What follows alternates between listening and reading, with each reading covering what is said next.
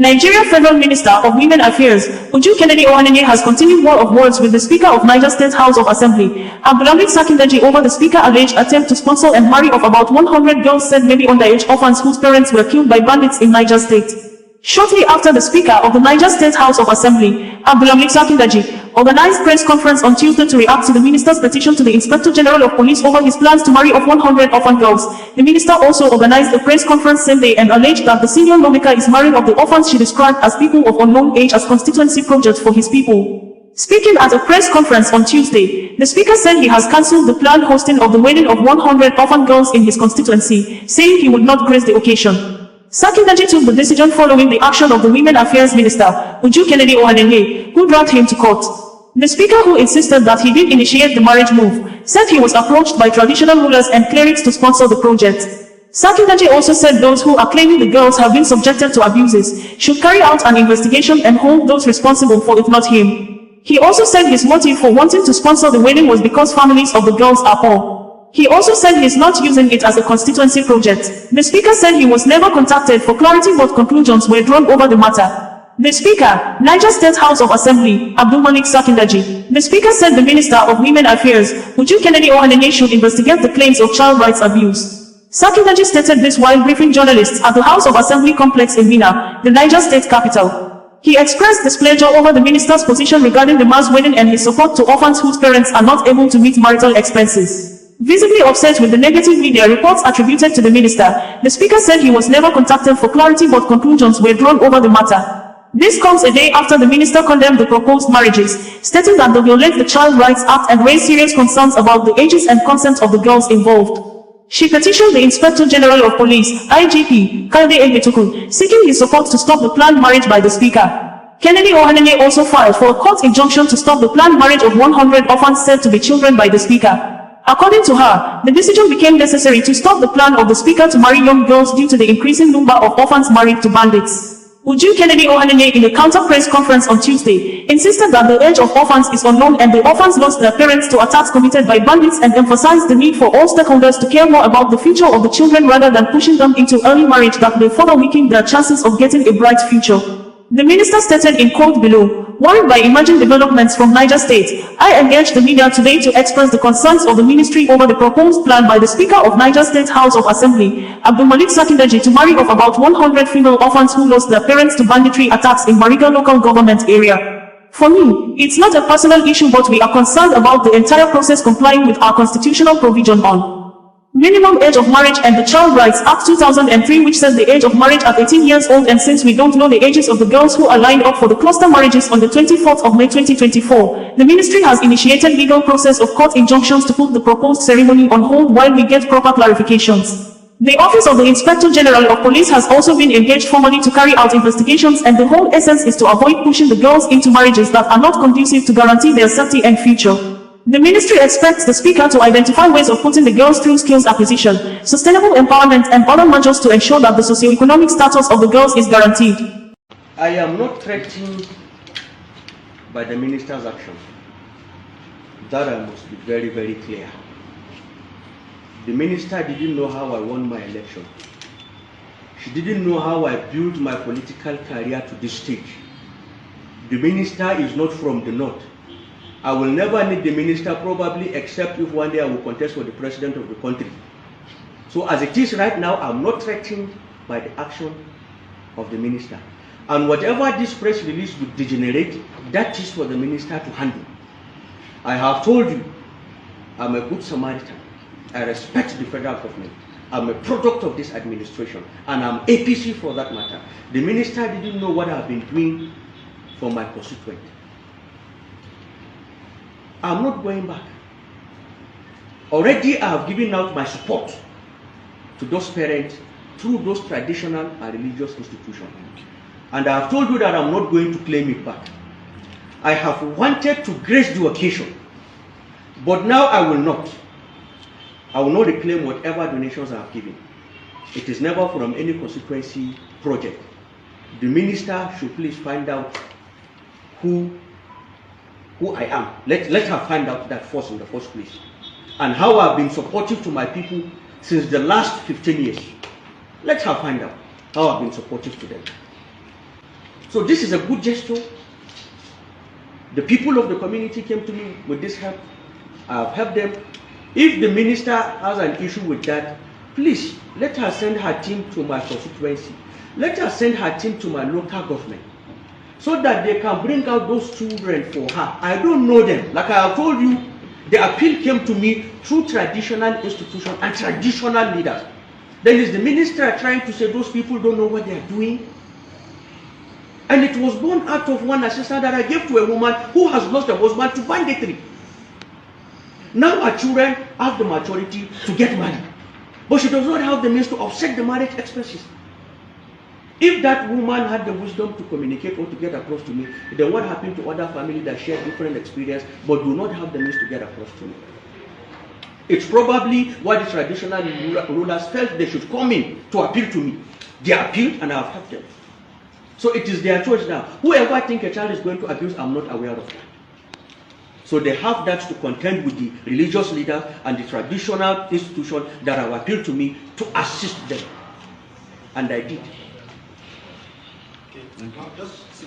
Contrary to what I have just mentioned, there will be a serious legal battle between he and Minister of Women Affairs, and I mean every word of it.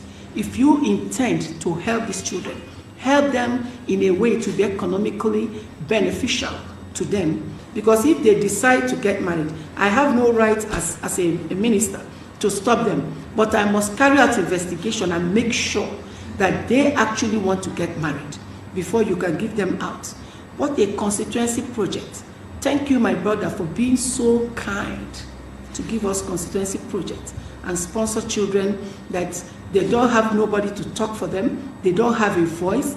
But don't forget, every child belongs to the state. So the government could lend them a voice to speak. So please, there is a court case. By tomorrow, because I heard about it at night, I was able to gather myself together today to file the case. By tomorrow, they will be served. And then we come out to court. The Minister of Women Affairs will come. He will come. We battle it legally. Because I tried to speak to a few of them, and the way they were talking, 24th is by the corner. And I can't give this chance for these complications to come on these children. So the Speaker, don't try to go and do any marriage for anybody on the 24th until all the clarifications are made clearer to Nigerians. Because I can't even sleep. Nigerians are bombarding me with text messages, videos, write-ups, very angry. Why should this happen? Let us do the right thing. Because Speaker cannot give out own children without their consent or giving them out to the normal people that are meant to marry them. So we will make sure that these girls are getting married to people they could live with, not people that will end up killing them. As we have cases today of people, they cut off their hands from their wrist. Many cases I get in this office, they cut off their hand from the wrist. I feel like shedding tears each time I think about it. And I don't want this to continue. I don't want these girls' lives being jeopardized. So please, put a hold on whatever you're doing on the 24th. Until we settle our case, both in court, police, and every angle where we need to go to make sure proper verification is done on issue of consent and willingness to get married. I have offered to help these children, educate them, empower them, take care of them in any little way the government can. And I know the president will support this because he said, allow the poor to breathe. How will they breathe if you are imposing anything on them? Where are their rights? Thank you, Nigerians, and remember this. I was just wondering, since we have such large number of girls that are out of school and are orphans, what has the ministry been doing to help these orphans, for instance, that such people will not even take advantage of their situation to come up with this kind of offer? There's no way we will know where they are. A few we are getting, like the Chibok girls and co. We're doing our best to educate them. If we knew they were there, we would have done something. Now I've found out, I'm going to go to their villages, empower them, and empower the communities. I've already done that in 15 states, including the same Niger state. But I don't know whether their community is part of the people they gave some of the sustainable employment machines we sent there.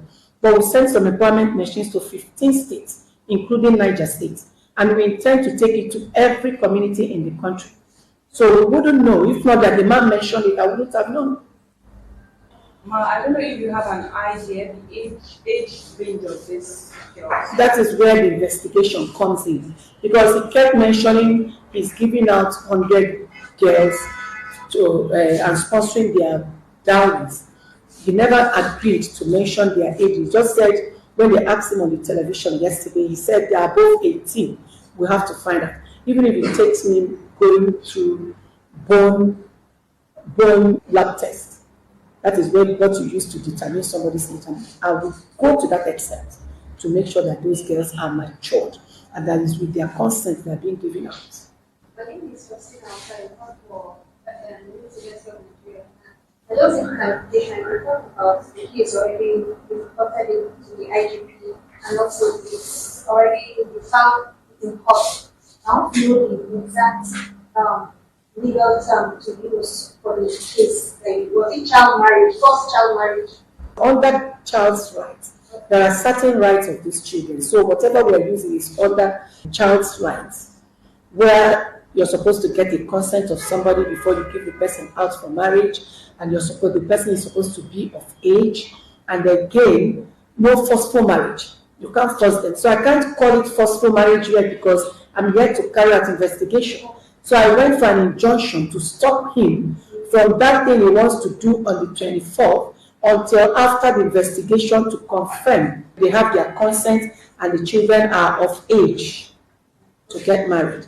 Now that we have justice, I have to utilize it so that there won't be issue of exchange of words or a kind of a breaking of law. My name is Monty from Etiba. I want to invite you to actually reach out to him personally before making it public. Did he reach out to us before making it public that he's giving out 100 children out in marriage without giving some? It's just because he felt nobody could talk for them.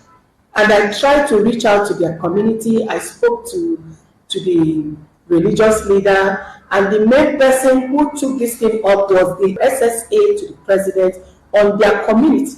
She was the first person, Abiodun, that brought this case to me, and before she did, she had already contacted them. She spoke with the speaker and stuff like that. And when I spoke to the religious leader, he said he was going to get to the speaker's house from the emir's house, and they would call me together to speak to me. And he got there, he never called me back.